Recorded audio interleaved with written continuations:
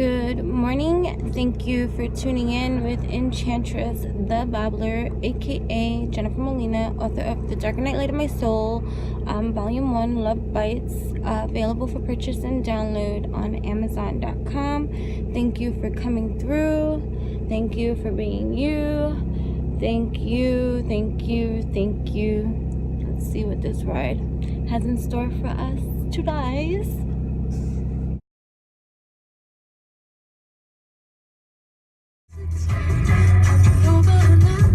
Who else likes this song?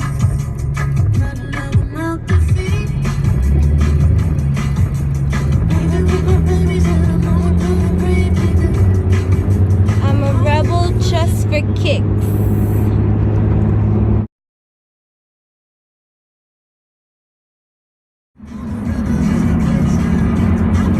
This is 1981, man.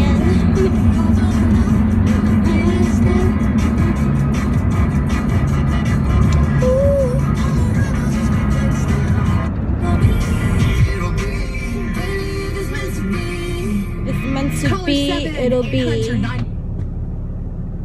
be. I think this statement, true as it can be, can often to be misleading, leaving the fallout to be believed, to be received. Oh, so like it falls on your lap, you see. And when you think of the possibilities of something that could be tangibly, I think there's a lot of more stuff in between that is required of you to pursue and do. And sure, if it's meant to be, it will be as it's meant to be. But you still gotta put in the work in between, know what I mean? In order to tangibly see whatever it is that you're desiring to put into fruition or would like to manifest in your world.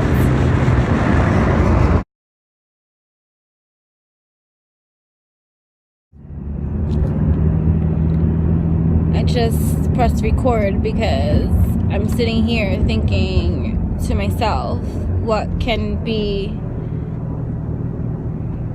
the topic or something that I can go into at this moment in time. But I am currently in a mood of calm serenity, of processing and downloading and infusing at this time. New moon, inner highlights. And just, you know, this week that just passed, even though this week just started today, there was a lot of evolutions happening personally as well as collectively. That is like a download, you see, of so many things. And I just feel less talkative during moments like this.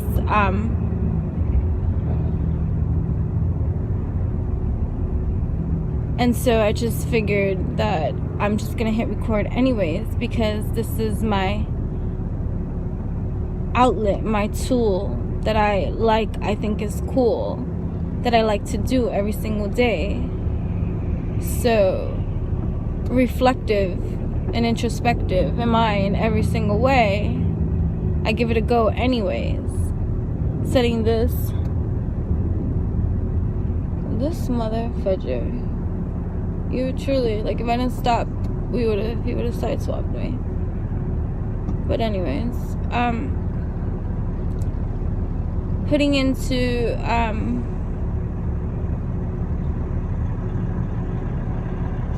good use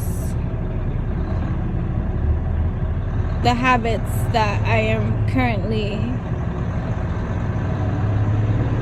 rooting.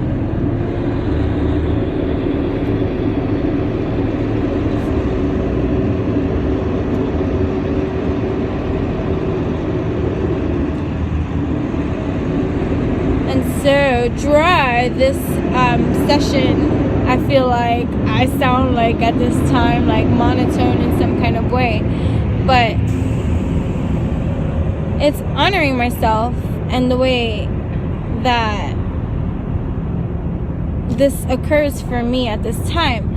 See, it could be worse, it could be different, it could be negative in some way, but negative I'm not being in any kind of way, just quietly absorbing and continuing with my day, my way, my life.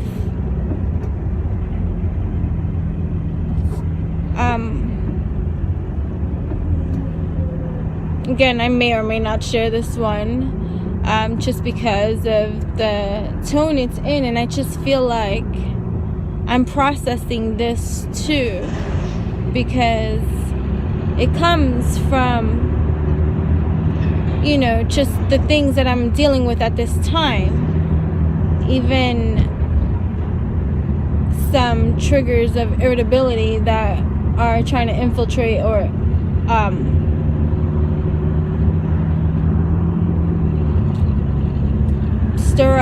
stir my life, like, you know, if allowed. But understanding on a deeper level that this too here is not personal, but it's for my personal observations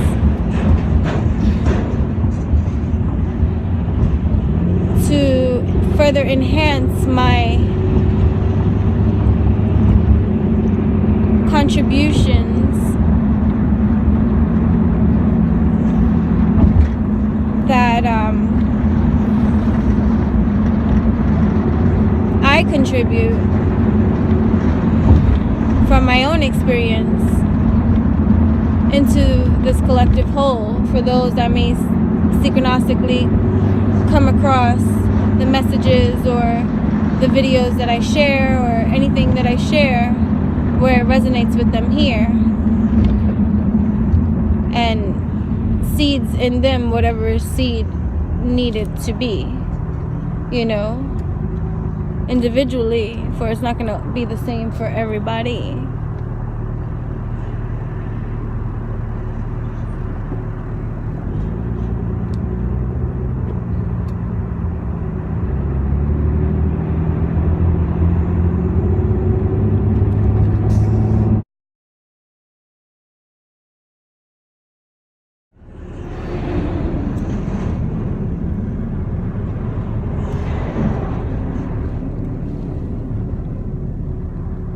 Sometimes in this lifetime, and this may or may not apply to you depending on the levels of your own healing, evolution, and realness you keep with you about the things that you do and why you do what you do. But if we're honest with ourselves, and we were to like break down just this lifetime alone's experience of stories that we can tell, of encounters we may have, or types of relationships we may experience, and there may be some experiences that may have not been the most healthiest for us to accept in our lives, but for whatever reason during those times in our lives we accepted it in our life, and then over time, you know, that went its separate course, and so you moved on from this type of unhealthy experience, or this type of healthy mindset, or this type of healthy way of living, thinking, tolerating, and accepting, you know, or compromising yourself for the greater good of the whole, you know, to keep peace, or, you know, so many things that may have not been the most wise of ways to handle or process it or understand it. And many of the times after the experience or the encounter is done and over with, we're like busy shaking it off and trying to move on in whatever way we individually do, because not everybody handles separation the same, you know, and not everybody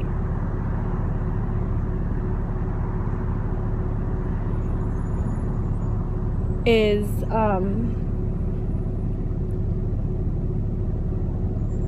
emotionally like adept to dealing with raw feelings, and so, you know, it's just moving on without diving in to the healing, a line that should occur at the time, so that you can heal through, move through, grow through, evolve to make sure, you know, any messages that were meant for you or lessons that were created for you, designed for you, that you got them too. Because if not, what's going to happen, boo, is over time they're going to recycle about and enter our lives.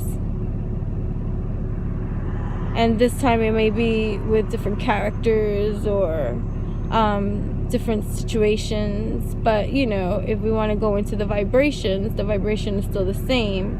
The misalignment of some unhealthy thing that marinates, circulates, is obviously rooted within somehow. Maybe it's a mindset, a way of being, a way of not being, and something you're not seeing. And so, you know, again, it cycles about, recycling about, showing itself to you over and over again until, you know, you get through the loop somehow. But then you have these moments that you've gone through the battleground and you understand and see from the whole and engage in your align this time, and understanding, you know, when something like this occurs or is showing itself in your life, that you can either, you know, stop it in its tracks or identify it for what it is, as those living facts that you have determined for yourself about that karmic well of cycling about that no longer applies to you, because you found your way, your identification, your healing, you got through. And so you're not as susceptible to allow or do the same kind of things that you once participated in, unconsciously so, not realizing how that was feeding that cycle to continue to happen some more. So when you opened up, you know, the expansive view of a different level of ultimate truth that resonates with you, you still have yet to identify something else that's crucial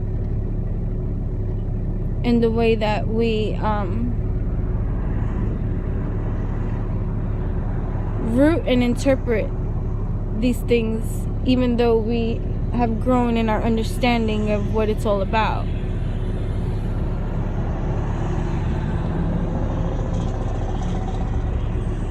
I don't know how karma came into existence, but no matter how much we resist this idea of karma and cycles repeating themselves in our lives until we learn our lesson over time, but it's safe to say that the majority of living human beings on this planet, you see, no matter what walk of life they come from, what belief system they have, and no matter what kind of lifestyle they live, at the root of their intellectual understanding of karma, you see, it is understood and believed to be something that does occur in some way. It plays out in some way, no matter the belief system one may have tied to why the karma is that way. But you can safely say that the majority on these earthly lands that come from these conditionings have somewhere in their rooted understanding and belief that we each individually experience karmic cycles in our life in various ways. Okay? That it shows up somewhere. You know? Whether they acknowledge it or not in that kind of way. So that's the conditioned view and way that we are born into these days. So of course, if for those that are awakened in some kind of way, their own kind of way, depending on their levels of evolution and healing and dealing and feeling and learning and all that other great stuff,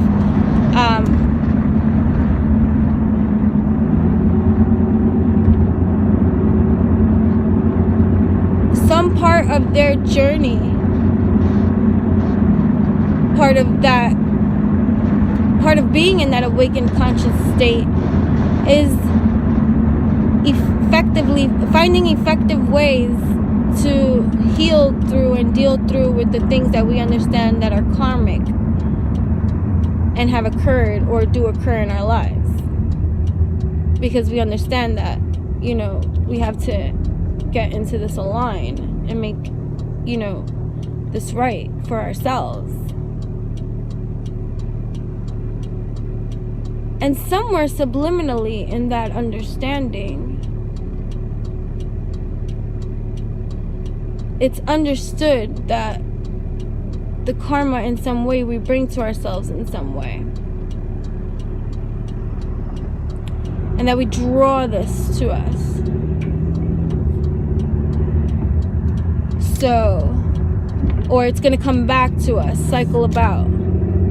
So be careful what you sow, for you reap what you sow. What you give, you shall receive. That kind of thing, that kind of mindset, you see. Oh, you know, that person's not nice. or, you know, like, or whatever the case may be, in the root of many living beings collectively on these lands, somewhere is the understanding, whether they explore it or not, that karma exists in some level, in some way.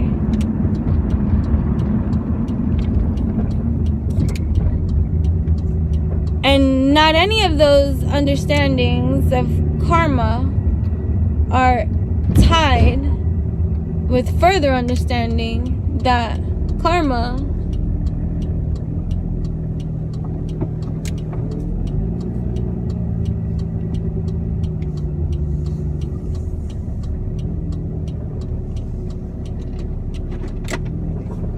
somewhere in the understanding of what we understand karma to be like, we understand that in the root of it, whether we believe in it or not, or acknowledge it or not, our understanding of it is locked in this view that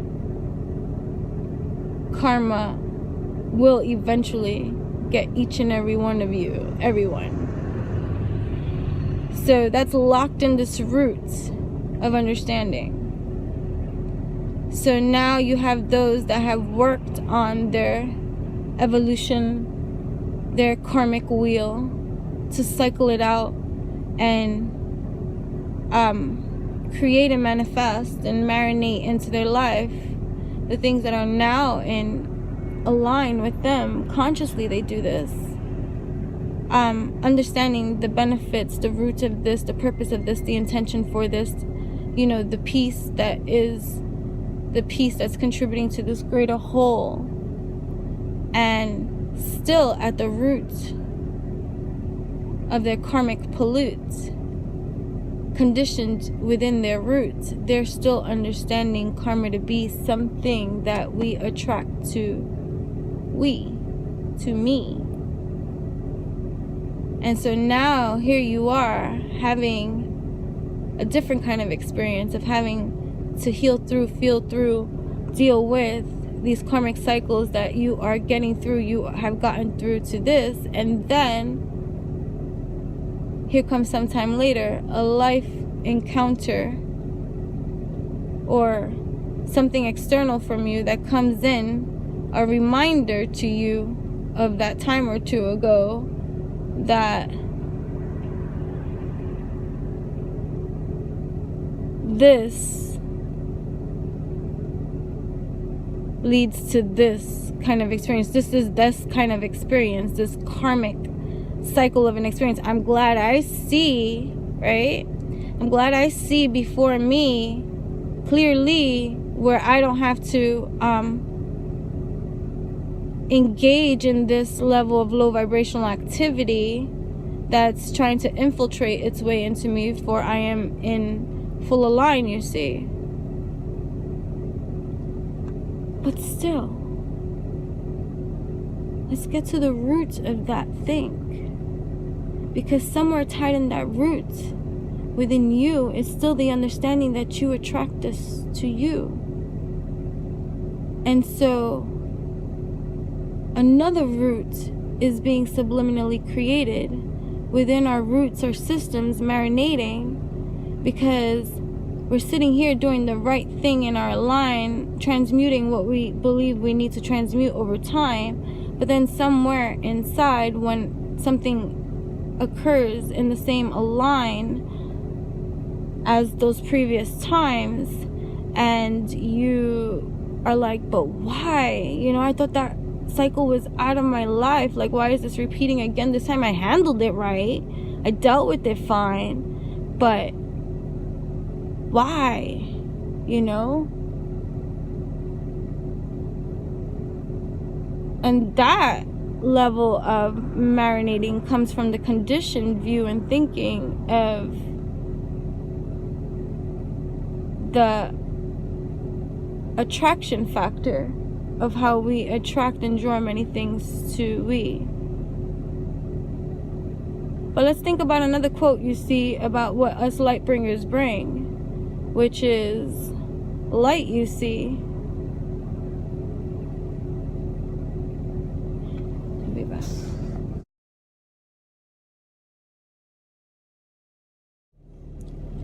so one of the things about light that we can understand is like moths to a flame, right? We attract everything. And we forget this part, you see. But it also got me thinking too about this karmic cycle of things, and how still, even somewhere in our subconscious of roots, due to our conditionings of understandings that we must pluck. We must get to the roots and pluck out, and then seed into our own, you know, blueprint design.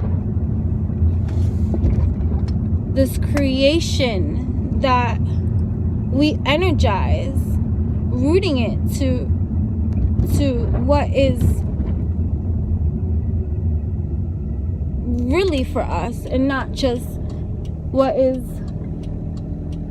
given to us and told and sold and accepted as truth, you know, for ourselves. And so think about it. Think about how much you have transmuted. Okay? Think about how much you have transmuted. Gone through so much, got through all this damn pollution. And then sometime later you're met again with a reminder of something that's being attracted your way or trying to infiltrate, and yet you handle it divinely. So, but let's get into the roots of your inner know, and let's listen some more. Somewhere in the back of your mind, have you not asked yourself, like, but why? Still that, like, lingering why, like, if I'm truly aligned, why is this, you know, still trying to occur in my life? The reason that why even comes up, or feeling even comes up, is due to the attachment to the conditioned view and understanding we still have about what we think we understand karma and karmic cycles, and how we understand it. Because even though we understand now that we have transmuted many of those things in our life by going through what needed to go through, learning what we needed to learn, still our conditioned level of understanding is that now we're opening the doors to much more pleasant filled experiences, and not this nonsense that keeps trying to cycle about and be a part of your own life, you see. So we still like internalize and personalize like that victim mode mentality of why still me. Meanwhile, light brings everything. But then it got me thinking a little bit more about how, like,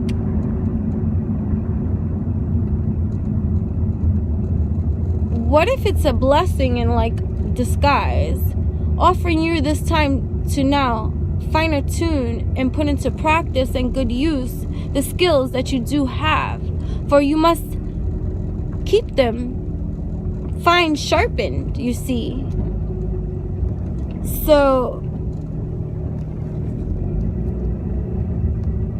I guess what I'm just trying to say is that our levels of perception and paradigm shifts of understanding certain things can go a long way, because we want it to.